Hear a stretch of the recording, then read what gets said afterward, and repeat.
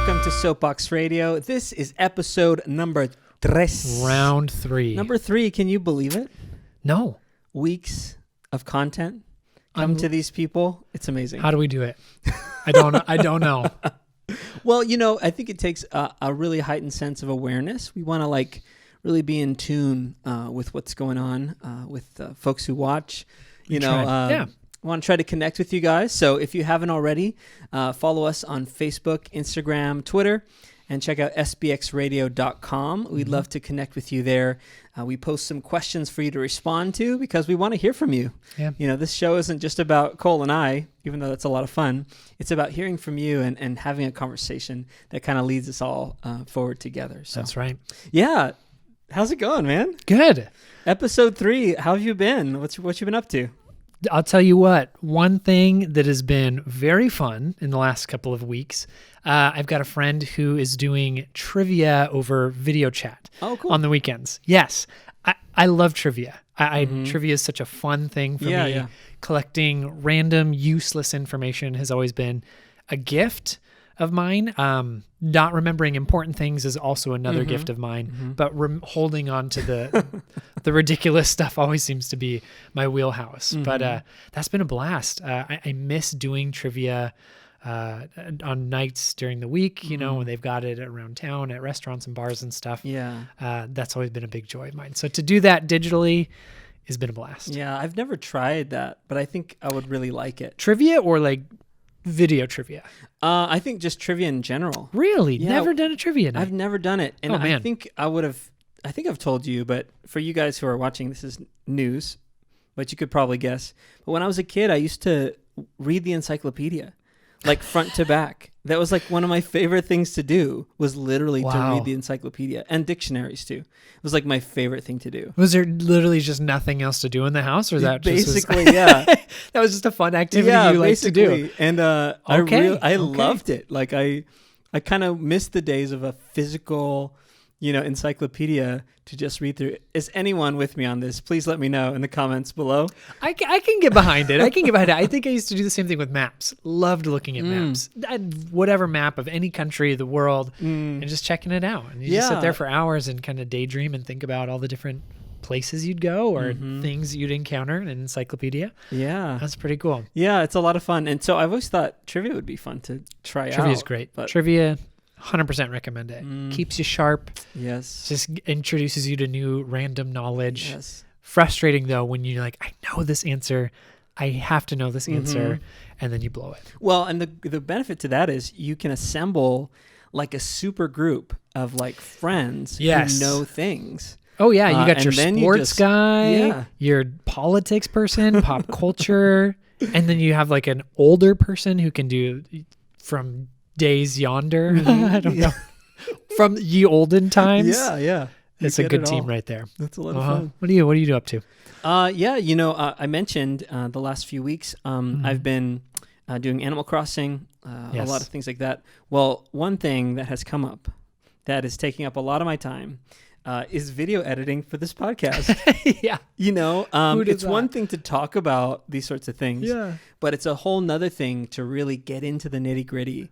But I've been really enjoying it a lot, just continuing to connect with people and reach more folks out there. So it's great to kind of get these, we have kind of been developing that friends of the show portion. Yes, yeah. And it's been great to hear from people in different parts of the country, just what they've been up to, whatever questions we have. It's just been so great to engage. So that's what I've been up to. Shout out to Adrian for making this all work and possible. Yes, yeah. So thanks, man. It's been quite a challenge, but hey, this is amazing. It's a lot of fun. It's fun. I'm having a blast. I like it. Okay. Well, Cole, I wanted to talk to you about something. Yes. The other day I got up and I had this kind of, and maybe some of you guys will relate to me, I had this existential crisis, it happens every now and then, where I just kind of have a moment where I take a step back from myself and I just kind of ask myself, why am I here?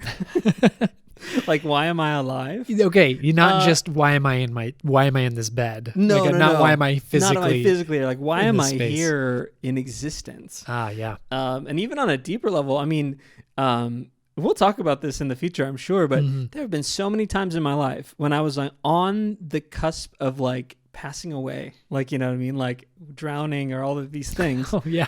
And honestly, sometimes I ask, like, why am I here? Is like, sometimes the question is, why am I still here? You know, I've had so many moments, even growing up, kind of having a crazy youth, doing some things I shouldn't have. Like, sometimes you just ask the question, like, why am I still here? Why am I still existing? And it just really got me thinking about motivation, about why am I here leads to the question of, like, we can find answers of why am I here? Why do I exist? You know, maybe even physically, why am I in my apartment? True. You know, why do I have 3 kids? You know what I mean? Like, that's a pretty easy answer. Why do I have 3 kids? Yes, there's science related to that. Yeah, this is science. Yeah. But then you can kind of move on to the deeper level to say, you know, why am I motivated to do what I do? Okay. Why am I alive, and what gives me that kind of purpose to propel me forward? And so, I just wanted to talk about that with you today, and kind of invite our folks to kind of chime in on that, because it's a big question. Like, where do we even find motivation? Yeah. Where do we find it? I guess that's a really big question then. Yeah. You know, I like I mentioned, I think one of the first things that comes to mind for me is kind of the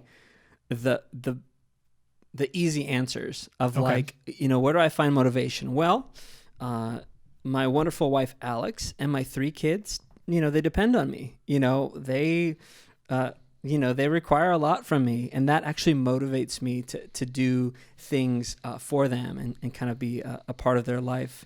Maybe to give them a future and a present that I didn't have when I was growing up. Yeah. You know, that's kind of a big motivation for me. Rather than like staying in the past or staying in these areas where, you know, you can kind of reflect on your life and kind of get, you know, discouraged or whatever. It's like, let's move forward from here and just kind of find, a place where do I want to where are we moving forward together? You know, stuff like that. What about you? Like, where do you find motivation? That's a great question. And as I was thinking about this, there's so many different directions you can go with that question, right? Motivation for what? To work, to keep living, to keep doing things that you want to do, like to do, need to do. There's kind of a lot of different avenues you could take that. But as I was thinking, thinking over some of the biggest changes in my life, the times where I have been motivated to do something new or continue on, I kind of came up with these 2 frameworks for what kept me motivated. And this idea of there are 2 ways to be motivated. One is motivated towards something, right? To doing something. I want to get here, or I want to understand this thing, or I see something and I want to go get it. So that motivates me to go get it. But for me, a lot of the motivation in my past has been, I see where I am and I don't like it. Oh, yeah. And I want something to change. So it's this almost motivation away from. Oh, yeah. And over time, that became a motivation towards. But what started it was this idea of just kind of taking in my surroundings, whether it was, I don't like where I'm living or how I'm behaving, how I'm acting, you know, what life choices am I making? Yeah. How do I get away from this? I don't like it. And realizing I don't want life to be this way. And so that's what propelled me to make a change. Yeah. And I would kind of keep coming back to that. Yeah. Do you have any examples, like something that, any motivation from something? I think that's a really interesting idea, like how to go from something to another. Like what's kind of a motivation that you've been moving away from, I guess. Oh man, now you're getting in deep. Now we're getting into the nitty gritty. But I think something that we can all relate to was just this idea of thought patterns, kind of things that very negative thought patterns that were a general part of my life. Having been through lots of different bouts of depression, and depression being a very regular thing, you start to kind of recognize, man, I'm beating myself up in my head. Why do I think this way about myself, about my life, about what I'm doing? And being like, man, I don't like living like this. This is not a fun way to be alive or to go through life. and so decided to seek out counseling, which has been a huge and wonderful part of my life that I love. I think everyone should go to counseling. I'm 100% serious. Even if you don't think you have to go, you should just go and see what it has to offer. But kind of depression has been a big motivator of how do I move away from continuing to feel like this my whole life. And so it was through that, it became, you start to see a light at the end that says, oh, it's not just about not living in a depressed way or living with depression, but moving towards holistic and happy, joyful, content livelihood. But yeah, does that make sense? Yeah, that makes a lot of sense. Okay. There's been some times when, like for me, I'm a dad of 3 kids. My son is 6. My daughter is going to be 4, and our youngest is going to be a year old soon. And there are times, like as a parent, that I think, hey, like I want to better myself. Yeah. Not only for the sake of myself, but also for my kids. It gets to a certain point where you're like, hey, I can't do this. I don't know. That's just been kind of something that I've been trying to kind of stay motivated with. It's like, okay, I want to be in a place where I can serve my kids and play with my kids and be with my kids. And that's kind of a motivation away from something into something better. Yeah. And it's not easy. It takes a lot of humility to say, hey, I need help here. Or what I'm doing isn't best for me, or maybe it's not going to help me achieve those goals that I have. That's been a big challenge for me, honestly. And kind of in the middle of that is seeking out accountability for that too. It's to be motivated is one thing, but then to kind of enter into that and seek out like-minded people that maybe they're dealing with the same things. And so to have that kind of a collective migration, you know what I'm saying? Yes. Away from something into something new. It's been an interesting place for me. So I want to ask you a follow-up question about that. Are you the person who kind of naturally stays self-motivated? Is that something, I know there are just those people that they can will it within themselves and the motivation is large and they don't need anybody else to help them with that. Yeah, if I'm honest. Is that you? If I'm honest, I think I find motivation outside of myself a lot, not necessarily within myself. Yeah, same. So it takes a lot, it just takes a lot of reflection. And like you said, not getting into those negative thought patterns, but then to see a better way or a better future. It's so interesting just how this conversation on motivation takes us into some really deep places. Really, it's kind of crazy. It's actually like really, it's actually been very surprising, even with our interactions with you guys on our social media. Like, it's amazing to kind of hear the stories that we have, and we'll get to friends of the show in a second. But man, this really goes deep when it comes to kind of those things. Oh yeah, I think that's been something. Again, the more I've learned about staying motivated, or just about change in general, because motivation it precipitates some sort of action, right? Motivation needs to happen before another action takes place. Sure. Yeah. And so before the action can even happen, you need motivation. And so that motivation really starts with a thought or some sort of mindset, which requires a lot of reflection. It's not always something you can just do. Yeah. I'm an ideas guy, so I'll have 20 ideas of how to get there. I'll have 20 ideas of how to get there, but I wouldn't have taken a single step, and so I think that there's something to that it's an action, it's not only the thought process, because I'll get into those places in my life where I have so many ways and ways to think through this.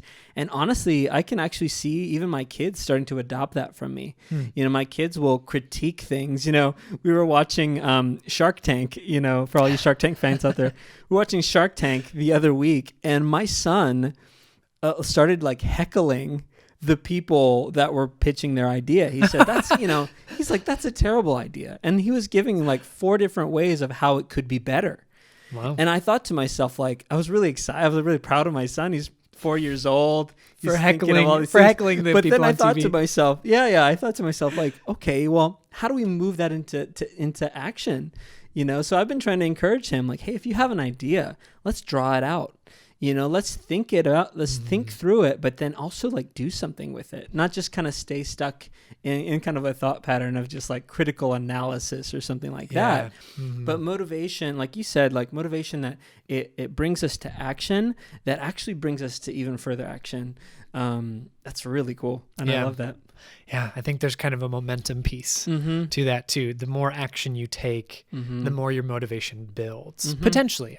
I'm just spitballing here. Yeah. But thinking about those times in my life where it's so hard to work up the motivation to do something. And usually that kind of initial step tends to be the hardest. Tends to be the biggest hurdle is just beginning that journey of I'm here and how do I get motivated to get there. You got to build it up. And a lot of times for me, it never happens. It just kind of, I get all the pieces in place. I think all the thoughts, I get all the information I need, whatever. But if I never make a step towards it, it doesn't happen. But once I do, it becomes so much easier to take the next step and the next step and the next step. So I think that's critical in just answering the question of how do you stay motivated. I think that reflecting is huge, because when you reflect on your progress, I think that can give you a greater sense of purpose and accomplishment to say, hey, I have this personal goal. I've never been a power lifter, but guys who do powerlifting, who do weights, I know a few guys who do like strongman competition. Yeah. And I know that they keep records of personal records. How many reps did they do? How many, and just over years, not even just like a week here and week there. It's like there's a lot of that documentation to say, this is where I was, this is where I am, and here's my goal of where I'd like to be in the future. And I just, shout out to all you folks who do that. I mean, that's just, that's athletes, athletes. I just think that there's something there that's just so driven, and that's just really commendable. I think as a musician, it's kind of, it's a little harder to kind of like put something on there. You can sing, your range can increase, or you can increase your airflow or things like that, but you're going to reach a limit pretty quick, because just, physically you're just not going to be able to do things. But yeah, for athletes like that, it's just really cool that you have that kind of a tangible piece that saes, this is where I was, this is where I am, and this is where I'd like to be in the future. Right. Having a nice metric is helpful. It can be harder for some other things, but personal transformation, sometimes hard to measure. Yeah. But I know I totally get that. Yeah, I'd love to. Yeah, maybe we can kind of ask the community out there, like, what are some ways that we can, maybe you might want to think through how can you make goals for yourself? Because not everything is like athletic. Not everything is physical. A lot of things are going to be maybe a struggle with yourself, like you mentioned, or even like I've kind of gone through. So what are some creative ways to kind of like make goals for yourself that you can reflect on and say, hey, I think I've got there, or I think I'm making progress. I think that's really special. Yes. I wanted to bring it around to something you'd mentioned earlier, and that was the idea of accountability as a part of maintaining motivation, or even beginning motivation. And I asked you, is that something, are you self-motivated a lot? And you said no, which is great, because I'm not either. I have almost zero self-motivation to do anything unless I really, really want to. But accountability and just letting other people know and be a part of the journey. They can ask you questions saying like, hey, how's that going? How's that thing you mentioned going? Or what have you done lately to kind of reach that goal or keep going? Has been such a critical piece in my life. Because I'm just not a motivated person, but a lot of times other people will even remember better than I can. Yeah, that's right. another piece of my brain that doesn't really work well is the remembery bit. But having somebody else who knows and says, hey, remember you said this a couple weeks ago? How is that going? And I was like, oh, I forgot I even mentioned that. We all know people like that. Yes, it's me. I'm that person. I mean people who say, hey, remember that time you mentioned that? And you're just like, they're the best and the worst. because they're so good at what they do, and they always get you when you need it the most. But it's usually when you need it the most that you're like most resistant towards it. Sure. You kind of get defensive a little, like, hey, I'm working on it. Yeah, I'm really busy. I've got a lot of other things going on, and they're like, I'm just checking, and you're like, no, I know, it's my fault. Yeah. It really is. But yeah, I think just in my life, just letting people in on my goals, on my motivations, so they can just check in and ask. Yeah. Sometimes they ask you really good questions. Yeah, it's good to have that. I never thought about that. Good to have that follow up, and great to have that community around you. Right. Yeah. Really important. Otherwise, I would never get anywhere. I really wouldn't. It's so sad. Well, it's that time again, you guys. This is the portion of the show that we have you be a part of the show. So this is what we call Friends of the Show. Friends of the Show. We're so excited to see so many people respond to these questions that we put on Instagram and Facebook. We just want to hear from you. We want to hear what's been going on in your life. How can we rejoice with you? How can we just be a part of your life to encourage you? I mean, that's kind of the whole point of this. So on the topic of motivation, we asked 2 questions. The first one was, what gets you out of bed in the morning? And the second one, how do you stay motivated when things aren't going your way? So we asked those questions to you guys, and we got some really great responses that we'd like to kind of just bring out some featured folks here. Yeah. So we'll start with Josh. We'll start with Josh. Josh in Colorado says that what gets him awake in the morning, gets him out of bed, is his interest in learning new things, reading new stories, and creating his creative expression. Josh is a filmmaker out in Colorado, and he's just been, just having that outlet of creative expression. He also mentions that when things don't go his way, he tries to take advantage of what life has to offer now. He knows that circumstances will pass and emotions will pass, and he tries his best to stay present in the moment instead of like checking out and just kind of like, retreating from these things. So I think that's tremendous. Well, that's a great perspective to have, especially that bit about knowing this will pass. You get motivated, you get on track, you're making good progress towards a goal, you're doing something, and then you have a bad week. And it's so easy to be like, well, that's it. Yep. I tried this. It's just going to be terrible from now on out, and been like, no, this is just a bad week. It's not going to always be this way. Yeah. It is really great to have that perspective. And I just love that part about like not checking out, Yeah. It's difficult to remain present in life, even when things are difficult, because you might just want to, check out until tomorrow or just go to bed or something. But it's good for us to remain where we are, even in those relational kind of things. To say this person, maybe you're having a conflict with a person, or maybe there's a difficulty at work or something like that. It's just good to remember that these people are with you and they will continue to be with you, so tomorrow you're still going to have that same person to interact with. So remain present, but then kind of keep that motivation for a better future, that circumstances and emotions change. That's a great perspective in life. Very mature. Very mature, Josh. Very much, Josh. Our second one is from a good buddy of both of ours, Andrew, out in Florida. What's up, Andrew? Florida. This guy is something else. I mean, he wrestles gators. It's true. He's a youth minister. So, he's got that stamina that will just last all day. Stamina, patience. His smile is infectious. We're in love with Andrew, in case you haven't figured it out. This is our love letter to Andrew in Florida. His smile, the sound of his voice. It's just great. If you look him up, you'll find some of his stuff out there. He's a funny guy, and he's great. So Andrew says what gets him out of bed in the morning is investing in students. Like I mentioned, he's a minister in Florida, and he just wants to see hope come to his city that he lives in.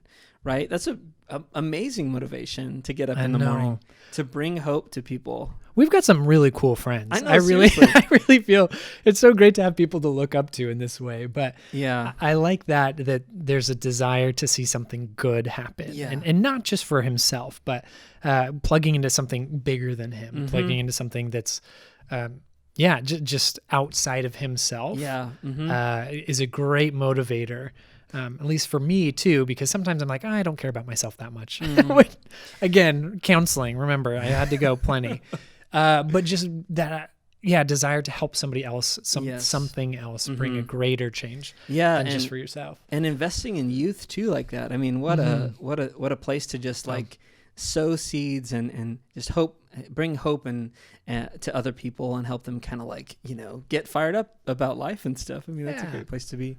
He also says that one of the ways he stays motivated when things aren't going well is to have vision. In fact, he says vision 3 times. He says vision, vision, vision. I think he really likes that word, or it just really is critical. He says that, to seek out people who've gone before him and who maybe have gone through difficulties as well. I mean, smart. I know. It's a smart move. There's been times when, I hit a wall or something, and all I can do is look around me and see who else hit the wall. you hit the wall? You hit the wall. Anybody else hit a wall lately? Exactly, yeah. So, hey, how did you get over this one, or whatever that looks like? Yes. I mean, just surrounding yourself with people is I'm telling you, accountability, other people, bringing them in, asking them for advice, for help. Yes, yeah. And camaraderie. Sometimes it's just nice to know I'm not the only one that's failed. Yeah, exactly. At this and yeah. Or not failed, run into a temporary roadblock, but keep going. Yeah, some help to keep going. Yeah. Right on. We've got Joey in Oregon. When asked, what gets you out of bed? Responded, he has a great sense of duty and responsibility, primarily when he's talking about work. He's such an early riser, first one in the office, he said, but just wants to maintain that sense of, I've got a job to do, don't want to let people down. And he mentioned also just being very internally motivated, saying things like, if he has something that's set before him, a task, some sort of obligation, he physically cannot remain in bed. Wow. It's this urge and this built-in desire. I know, that is so amazing. Foreign concept to me. We need friends like Joey. Yes, you know what I'm saying? Like, we need people who are going to be internally motivated. Yeah. Like, from the moment you rise in the morning. It's amazing. Yes. but also there is something really nice about that is I have a job to do. I have something that's set before me. Others are relying on me to do this. Sometimes I'm getting paid for this. This is my job. This is what I signed up for. Yeah. And the ethic of work, and that's a whole other conversation. Yeah. But just being a good employee, good worker, or somebody diligent to what's been set before you, either by yourself or from others. Yeah, that's good. It's awesome. And staying motivated, he says, just knowing that there's more tasks to be done keeps him moving along, keeps him from getting complacent. There's always going to be something else, so you just keep pushing until you can get it finished. Because otherwise things are going to stack up behind it as well, potentially. Tony in Colorado says that what gets him out of bed in the morning is that having the faith that life will turn out for the better. I mean, that's talk about big picture. Just getting out of bed, being motivated to know that life is going to continue, and that life is going to work out. Sometimes there are insurmountable things that are ahead of us, but just engaging with it and not retreating and just being present and kind of moving forward is a no small thing. So Tony, you're on the right track. That's amazing. Hang in there, man. It gets better. And the question of how do you stay motivated when things are not going your way, he says that he just resting in the knowledge that hardship is shaping him for the future. I mean, what a great way to look out, for things that don't go your way, that's shaping you for future work or future whatever. I mean, just to have that knowledge, that character. I mean, that's amazing. It's maturity. I know, some would call it. All of our friends at the show are very mature. It's true. We're the two of us. We're the least mature friends that we know, I think. Yes. I think doing these opportunity for you guys to kind of talk to us on the show kind of shows us a little bit. It actually helps us grow. I think every single time we've done this, we've both walked away with more ideas of how to move forward, more ideas of how to kind of just take on life. So thank you so much. Honestly, thank you guys just so much. For you don't know for what being you're doing for us. I know. So this is great. It's just been wonderful. All right, that brings us to the end of our show today, guys. Thank you so much for joining us again. We loved having you with us. Yeah, we'd love to connect with you. Please reach out to us on our social media at SBX Radio. Make sure to check out our website, sbxradio.com. We look forward to hearing from you. And thank you so much. Thanks for watching. See you next time. See you next time.